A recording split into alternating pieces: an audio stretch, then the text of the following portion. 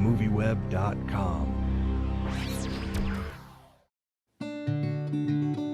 Mr. Blake, I'm Jean Craddock from The Sun Scene. Tape recorder okay? Go ahead, that's fine. What's your real name? I'm Bad Blake. My tombstone will have my real name on it. Until then, I'm just gonna stay bad. Your heart's on the loose. You rode them sevens with nothing to lose. Where'd all those songs come from? Life, unfortunately. Place for the weary kind. I'm 57 years old. I'm broke. Why don't you sit down and write some songs, huh? Keep talking. So I wanted to ask you, in the movie, the character you played, Bad, it seemed to me was not unlike the dude. Is very sort of dude-esque in some ways. And obviously, you know, there's a whole generation that loves you as that character. So I was wondering if playing that role in any way was able to sort of help you in finding this character. No, not really. The director was Scott Cooper is one of the best directors I've ever worked with. I found out last night we were doing an interview together, and he said, you know, I have never seen The Big Lebowski. And I said, you're kidding me. He says, and so a lot of people, when they see the opening of this movie where I'm going into the bowling alley, there's a kind of there's a reaction in the audience. He couldn't understand what that was. But no, I didn't use any of the dude really in this one. Coming off of a huge movie like The Dark Knight, just big spectacle, how important as an actress is it to find these small films, these emotional stories that you can really sink your acting teeth into? Well, this is like my kind of thing, you know? I mean, this is how I learned movies on this kind of movie, shooting quickly, difficult scenes that you have to just figure out a way to shoot and a way to be involved in immediately. This is what I know, this is what I come from, this is where I feel most comfortable. You know, The Dark Knight was new for me, and I've actually been talking a lot in interviews about this movie and I usually don't talk at all about being a mother in interviews, but this movie was so tied for me with finally sort of coming out of the really early stages of being a mother. You know, my daughter was almost 2 when I made this, and when I made Batman, she was an infant, but I shot like 15 days over 8 months. You know, it didn't really feel like what I know of working. I mean, I was like, I did my best to be as committed to it as I possibly could, but like spread out so much, it sort of still felt like I was mostly mothering. This was the first time I kind of went, I'm an actress too, you know? I need to go and do that, you know? And so it really felt more like coming home for me. You produced this film, and I know that you, of course, were in Tender Mercies, and this is not that unlike Tender Mercies. So I was wondering, what is it about the struggle of an alcoholic country singer that attracts you to producing and making these type of films? Well, the only thing that, well, it wasn't that so much. It was just the material that Scott Cooper brought from the book, the adaptation he made from the book. And he came up with the book, and you know, he said, I'm going to write a script. And I said, okay, go ahead. And he wrote a good script. It just so happens they, not that similar, but somewhat. And Horton Foote wrote an original screenplay, and Scott Cooper took it from a book called Crazy Heart. So, you know, they just happened to be somewhat similar, but not totally.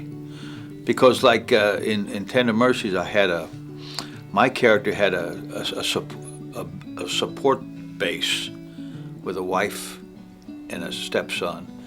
And Jeff Bridges' character, he had nothing. I mean, he blew whatever support group he had, you know. And there was a wonderful scene that they cut for whatever reason. I don't know. Don't ask me why. With his son. It was a beautiful scene, and even at the end of that scene, the son said, "Get out." So here, this guy's left with nothing really. While there's in Tender Mercies, there was a base, a family unit that was a nice thing for the character. I don't know, baby, where we stand. Where's the future that we planned so long ago? I don't know. I don't know if you're my friend or a long lost lover coming back again. Where did you go? Baby, I don't know. Oh, yeah. Robert Duvall mentioned that you're good friends with Chris Christopherson, and I know probably some other musicians. Yeah. Was there any sort of inspiration or things that you were able to take from them to build this character? Absolutely, yeah. Chris was an influence. We did a movie 30 years ago called Heaven's Gate together, and that's where I met T-Bone Burnett and Stephen Bruton, who wrote a lot of the songs in the movie and was also my main touchstone in the movie. He was there every day when I was working, teaching me, guitar and giving me tips on how I might play the character and that sort of thing. So those two guys, really, T-Bone and Stephen, were my big role models. Well, we know that you've sung in movies before, Fabulous Baker Boys, but we've never seen you play guitar. Were you an accomplished guitarist before the film, or is that something T-Bone really helped you with for the film? I've been playing guitar since I was a kid, since I was a teenager, and I put out an album a couple of years ago called Be Here Soon with Michael McDonald and my buddy Chris Polonis. We formed a record label, Ramp Records, and so, it's been in my blood for a long time, music. I love playing music. Is that why you wanted to do this role, and as well as the script and the character was so good, but did you want the opportunity to show those musical chops? I don't know about an opportunity to show anything. It was a big plus, to have music involved, and also a chance to play with my buddies, T-Bone and Steven. That was wonderful. I just sent what might be my best song ever to Tommy. What, to record? Yeah, it's one of those you hate to give up. Why'd you do it? Oh, he's paying me awful good. He's in L.A. now recording it. So your boy don't want to talk to you? No. I don't blame him. I was wrong. I had no right to call him. Wait, hold on. You were wrong 25 years ago, and you've been wrong since, but you called him.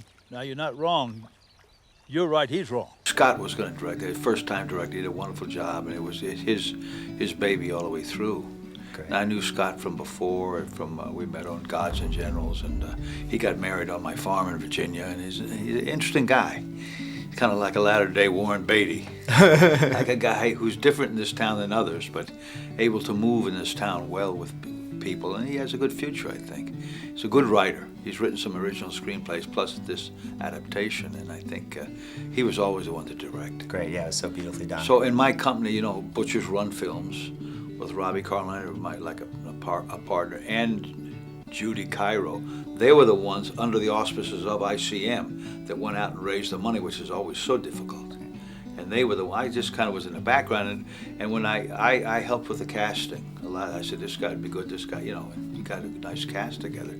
I helped with that in whatever way I could. Ain't no place for the weary kind. This is so unfair. What? Some people give 10 years of their life to be able to do something like that, and it just pours out of you. You mad at me? Well, you're writing a song on my bed. So? So, every time I lie down and hear that beautiful song, and you're gonna be out there running around, not even remembering this day. I can't even forget. You mentioned being a mother, and there's this devastating scene in the film where your character loses her child. Mm-hmm. And I'm wondering, as a mother, that's like the biggest nightmare you can have. So how devastating, how difficult was it to be emotionally prepared for that? I think when a script isn't good and when you aren't working with good actors, that's when you have to kind of do a lot of intellectual work, do a lot of kind of personal, emotional preparation, but that's not what I like. I would rather just do my own work, know what I need, go in, say the brilliant words that are written, and act with a brilliant actor and just see what happens. And that is what I did in every single scene in this movie, every single one. And including those really hard emotional ones. And so, it was difficult, but it was also, there was so much ease about it because the script was great. Scott was so supportive and lovely as a director. Jeff Bridges is a genius. And so it was just like, I just kind of went in to see what happened. I walked into the scene where where that happens with my son. Not just every time I just tried to walk in thinking, what's going on? As opposed to I gotta build up some emotional thing in order to do this because there's not gonna be anybody acting with me. It just wasn't like that. It was different every time. Every scene was different every time. It was just a total luxury, this movie, in that way.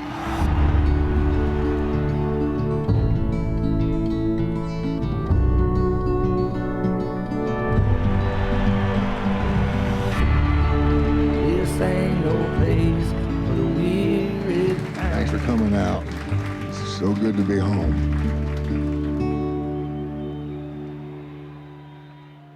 Home I'll try.